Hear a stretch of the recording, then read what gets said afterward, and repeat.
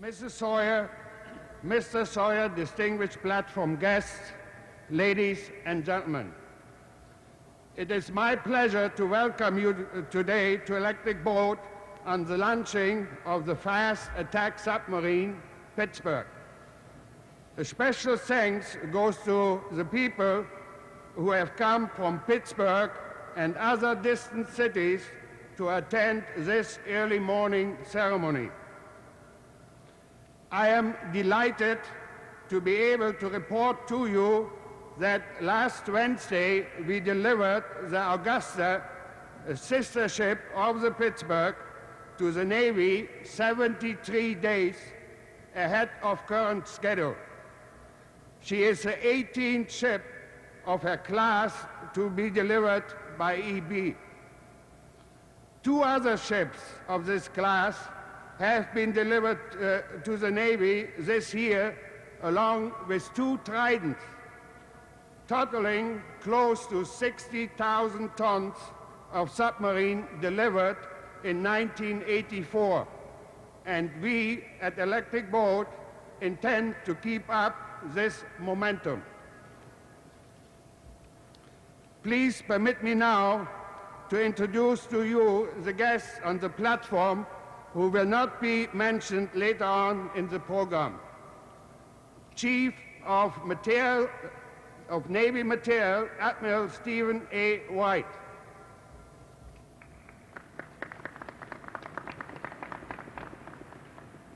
Assistant Secretary of the Navy for Research, Engineering and Systems, the Honorable Melvin R. Paisley. Deputy Chief of Naval Operations, Submarine Warfare, Vice Admiral Niels R. Sundman. Commander, Submarine Group 2, U.S. Atlantic Fleet, Commodore Frank W. Butterworth III. Director, Attack Submarine Acquisition Program, Naval Sea System Command, Commodore Guy H. Curtis III.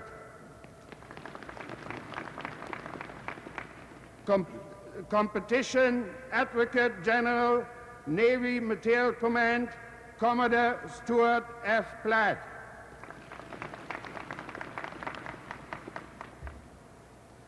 Supervisor of Shipbuilding, Groton, Connecticut, Captain Robert F. Fox.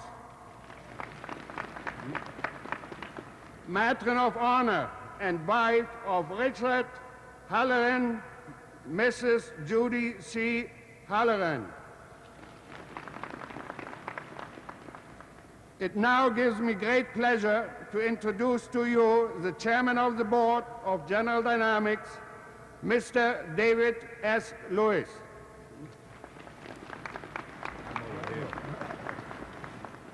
Thank you, Fritz. I'd like to join Fritz Tovar. He didn't tell you who he is. He is the general manager of this yard, and he's responsible for all 60,000 tons. I don't know whether any of the boats are overweight, but I doubt it. But I would like to welcome also all of the people from all over the country, and most importantly, all of those from Pittsburgh, to be with us on this bright, sunny Connecticut morning. This morning, the Pittsburgh will be launched as the most nearly complete 688 submarine that has ever been built in this yard, which will ensure that another high-quality electric boat submarine will be delivered ahead of schedule. Today, we have in this area very few people due to the restrictions on the size of the building. But outside, where they can see this important new boat, the Pittsburgh, enter the water, are thousands of the men and women of Electric Boat and their families. And these are the people that do the job. And all of us, inside and out, please give them a big hand.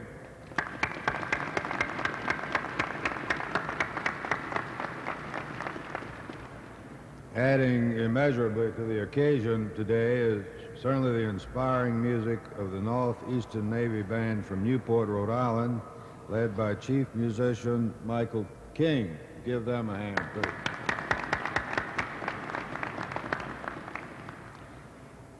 Among the guests we have today, the official delegate from the city of Pittsburgh is Mr. Richard Halloran. Mr. Halloran is president of the Navy League of the United States and the Pittsburgh Council. He has served as an officer in the Navy with principal duty assignments aboard the guided missile cruiser USS Springfield.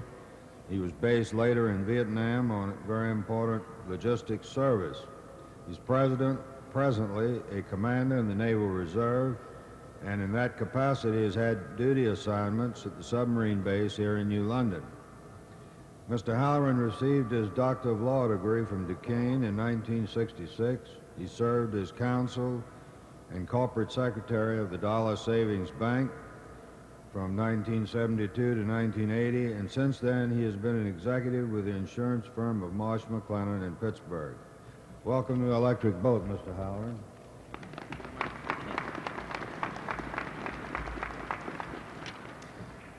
Thank you very much, Mr. Lewis, and to General Dynamics Electric Boat Division. Good morning to Carol Sawyer, our sponsor, George Sawyer, our speaker, and to Commander Raymond Setzer and the officers and men of the Pittsburgh Pre-Commissioning Unit. I am very pleased to bring the best wishes of the city of Pittsburgh, and am particularly proud to speak for the delegation, the large delegation from our community. Among this delegation are members of the Navy League, the World Affairs Council of Pittsburgh, the American Defense Preparedness Association, the Fleet Reserve Association, the Pittsburgh Navy, both active and reserve, the National Flag Foundation, U.S. submarine veterans, and by no means least, veterans of earlier USS Pittsburghs. Pride and perseverance in the face of adversities has over years tempered the spirit of our city. Those two traits are manifest here in the ship which will bear the name Pittsburgh. A true sense of pride should be borne by those who have toiled long and hard to carve and mold this great ship that we see before us. Those who serve in her should carry that same virtue through their own long and hard toils. The perseverance which after these so many months of labor has produced this product should be continued by the members of the crew as they embark on their mission in the defense of freedom. Thank you very much.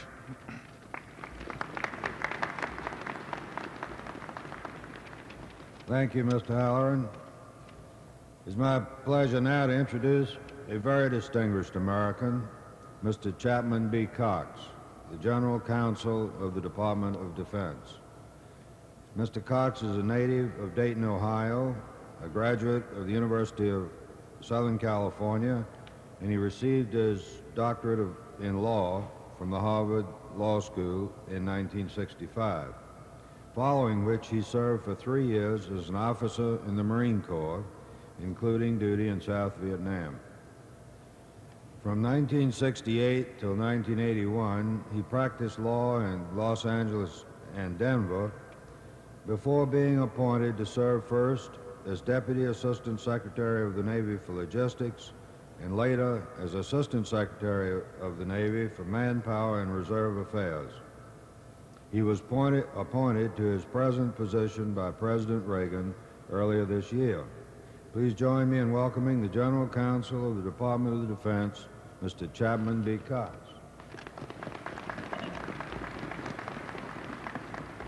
Thank you, David. It is a genuine honor and a personal privilege for me today to introduce the principal speaker at this magnificent event. Now, some of you who know the trouble that this company has been receiving from the media and certain politicians recently are probably saying to yourself, how can the chief legal officer of the Department of Defense speak in such glowing terms of what is happening here today? Let me explain how I feel by telling you a true story. A year ago, after the Beirut bombing, some reporters went to Wiesbaden, Germany, to our Air Force hospital there to interview our injured Marines who had been taken there for treatment. One particularly aggressive reporter found a sadly mangled corporal and tried as hard as he could through leading and double-meaning questions to get the young Marine to complain about his country, to accuse his officers, and to criticize the commander-in-chief, but to no avail. Finally, after having no success thus far, the reporter thought that surely he would get the answer he was looking for by his last question. He said, "Don't you think this whole situation is unfair? They trained you to be a professional infantryman, but they ordered you to a supposedly friendly country, gave you no enemy target, restrained your use of weapons, and then some fanatic bombs you or tries to kill you with a car bomb. Don't you think that's a cheap shot?" The Marine thought for a minute, and then his chest expanded under his hospital bedsheet, and a wry smile came across his face, and he said, "Well, you gotta be pretty sneaky to fight the best." My message today is that when you receive a cheap shot or hear unfair criticism, just stick out your chest, smile to yourself, and say, "You gotta be pretty sneaky to fight the best." And we have the best here today. Your product, these 688 attack submarines, are the best in the world, and your leadership is the best. George Sawyer, your principal speaker, is the epitome of an effective leader and high achiever. His career is chock full of responsibilities which demonstrate his exceptional capabilities. As a young naval officer, he was a pioneer in the nuclear submarine program. In the early 60s, he was the nuclear power coordinator for Babcock and Wilcox. Later, he became vice president of International Bechtel. In the late 70s, he served as president and chief executive officer of John J. McMullen Associates. And in 1981, President Reagan appointed him as Assistant Secretary of the Navy for Shipbuilding and Logistics. In this position, I got to know George as my boss. I learned what a great achiever he was. He taught me that avoiding a challenge is never an acceptable option. One way to sum up his success as Assistant Secretary is to compare what he inherited with what he left. When he took office, cost escalation and delivery delays were the common way of doing business. His predecessor processed $10 billion of claims against the Navy for cost overruns. In contrast, George Sawyer's forceful leadership left the following legacy. During his last year in office, the Navy received delivery of 25 ships, an aggregate of 11 months ahead of schedule and $40 million under budget. That was also the first year on record that the Navy had put under contract all ships appropriated that year. And there were no outstanding claims against the Navy for cost overruns. George Sawyer is now a leader in your corporate family. He is Executive Vice President of General Dynamics Corporation for Land Systems and International, and he is a member of the corporation's board of directors. As I said before, your product is the best and your leaders are the best. I am very proud to introduce to you one of the best, my old boss and good friend, the Honorable George A. Sawyer.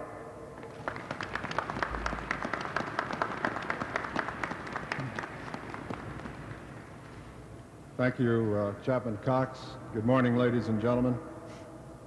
In a few minutes, another U.S. Navy ship of the line will traverse these ways and enter the waters of the Thames River, bearing the proud name of the city of Pittsburgh. For many of us here today, this launching may seem rather old hat. In just the past 4 years, the United States Navy has sponsored 90 such launchings, 12 from this shipyard alone. Yet to witness these 6,000 tons of inanimate steel behind me suddenly surge to life as Pittsburgh glides to her true domain is always a thrilling experience. And for my wife, who enjoys the privilege of sponsoring this fine ship, and the Nucleus crew poised on the deck above us, today is a very special day indeed. As for me, this ceremony marks over 35 years of close personal association with the Groton, New London area, this shipyard, and the United States Submarine Service.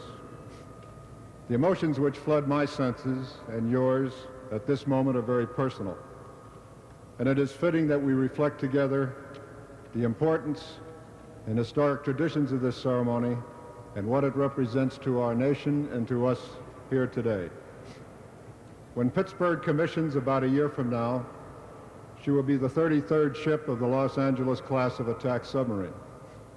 With 68 ships ultimately planned for this very successful submarine class, Pittsburgh represents almost the halfway point in construction of what will be the mainstay of our attack submarine force for the next 20 years, a force unsurpassed in the world today, and a force that the Navy and this administration intend to maintain as the world leader. Building upon the technological revolution which was led by Admiral Rickover, which introduced the safe and highly successful harnessing of nuclear energy in the USS Nautilus over 30 years ago, a modern attack submarine such as Pittsburgh is every much a ship of the line as the heavy cruisers of the past, the type of ship which last bore this name. This Pittsburgh will be the first of her class to be fully outfitted with a battery of vertical launch cruise missiles. She will be capable of taking the fight to a potential adversary at long range, either on the high seas or ashore, in addition to defending our Navy's battle groups and protecting the nation's essential sea lanes of communication. We can have no doubt that she will be worthy of her name and will reflect well the illustrious history of her three predecessors in the United States Navy. The Pittsburghs, which have gone before, have carried this name into the annals of U.S. Navy history through courageous engagements in 3 major wars.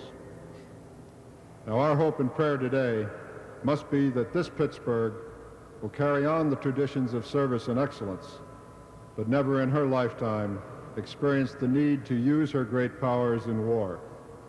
Nautilus herself, our first nuclear submarine in over 26 years of active service, never fired a shot in anger or fear. May the same words be spoken some 25 to 30 years hence on the day of this Pittsburgh's decommissioning ceremony. Certainly, that has been and should remain the fundamental goal of the leadership of our nation. Truly, the most effective use of military strength is deterrence. History repeatedly and with clarity shows that only a nation which remains strong can deter a determined adversary from adventurism and ultimately aggression. This has been a fundamental precept of this administration and the rationale for the major naval reconstruction program which began in 1981. The program so successfully undertaken to date has been simplified in the media by the slogan, the 600-ship Navy. But it has been in reality much more than that, much more than simple numbers or ship construction. It has involved increases in procurements for the entire Navy Marine Corps team, major improvements in the acquisition process itself, which really have produced large savings in costs and added efficiencies, marked improvement in the quality as well as the quantity of her new recruits, numerous morale-building measures for our men and women in service, with the result that more and more are deciding to ship over and remain in the Navy as a career. Significant gains in the readiness and sustainability of our Navy and Marine Corps forces and a rebuilding of our essential logistics support and sea lift capabilities. Now, after 4 years of hard work, the nation and its leadership can look back with the pride of accomplishment. For by the end of this decade, the 600-ship Navy, with all that that entails, will be reality.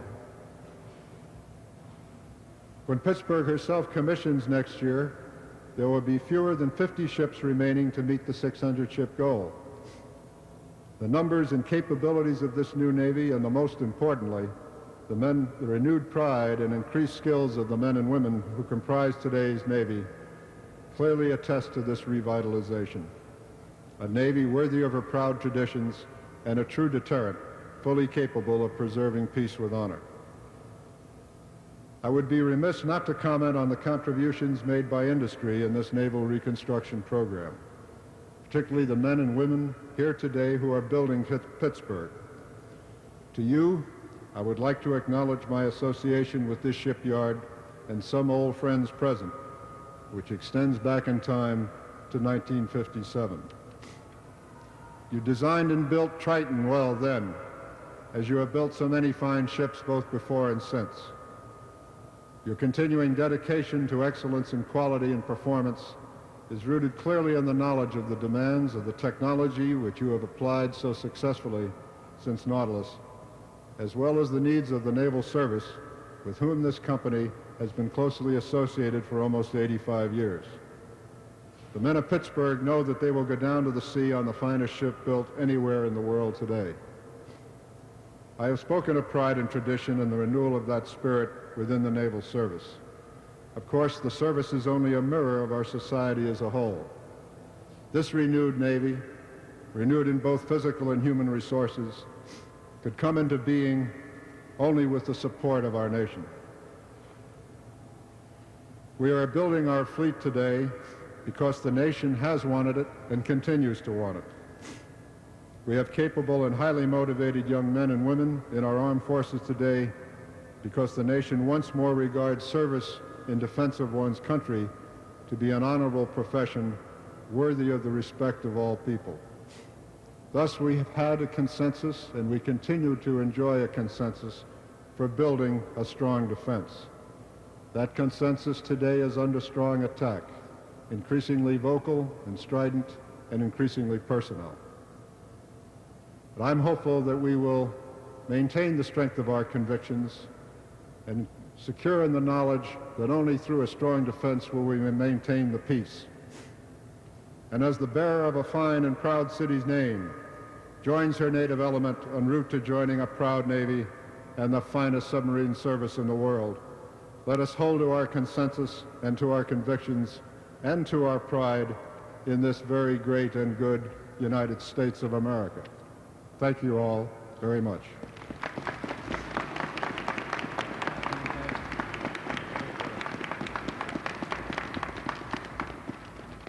Thank you, George. Those very thoughtful and inspiring words for the men and women of this yard and for the United States Navy and the submarine service, which is so important to our country. We've all met some very important people here this morning, but none of them is nearly as important as the next that I would like to introduce. And she is the sponsor of the Pittsburgh. Carol Sawyer is a native of Chicago, but she grew up in Michigan, where she had upward mobility, starting out in a one-room country schoolhouse, and eventually, a few years later, received her undergraduate degree at Michigan State University as a Phi Beta Kappa. Next, she earned her master's degree with high honors at Western Michigan University and is now working on her doctoral in public administration at the University of Southern California's Public Affairs Center in Washington. Carol has been a hard-working professional educator for the past 17 years. She has worked with national and state educational organizations. She's served our government in the Department of Education and has written an important book entitled Educational Governance in the States. In her spare time, she is the full-time executive director of the educational Confederation, an association of independent schools in the St. Louis area. She has also been active through the years as an officer and member of a number of civic, educational, and political organizations. She and Mr. Sawyer are the parents of 6 children, and we're glad that a lot of them are here. Please join me in welcoming our sponsor for the launching of the Pittsburgh, Carol H. Sawyer.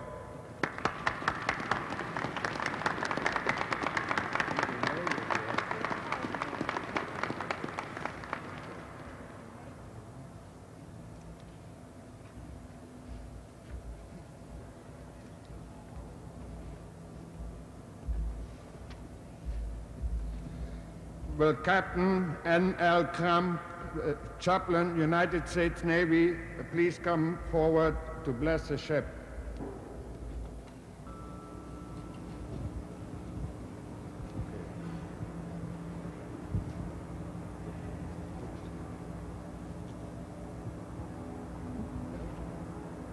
Chaplain, if you would, please.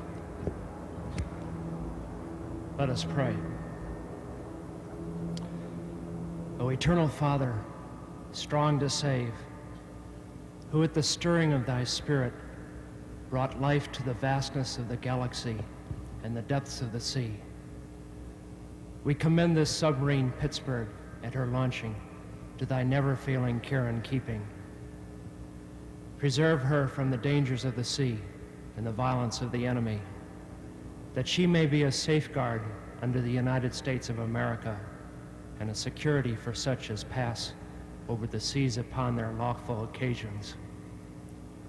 Make her name great among the people of the city whose vitality is honored. We give thee thanks for the skill and construction of the women and men called to bring Pittsburgh into being, symbolized by the graciousness of thy servant Carol, her sponsor. Bless thy servant Raymond, his officers and men who will navigate Pittsburgh through the deep. Create and maintain in them a cheerful and ready spirit. In the day of challenge, suffer not their confidence in thee to falter. In the time of success, fill their hearts with thankfulness. Watch over their families during the days of separation. These things we ask for thy mercy's sake. Amen. Mr. Sawyer will pose once more for the photographers. When ready. In the name of the United States, I christen thee Pittsburgh. May God bless her and all who sail in her.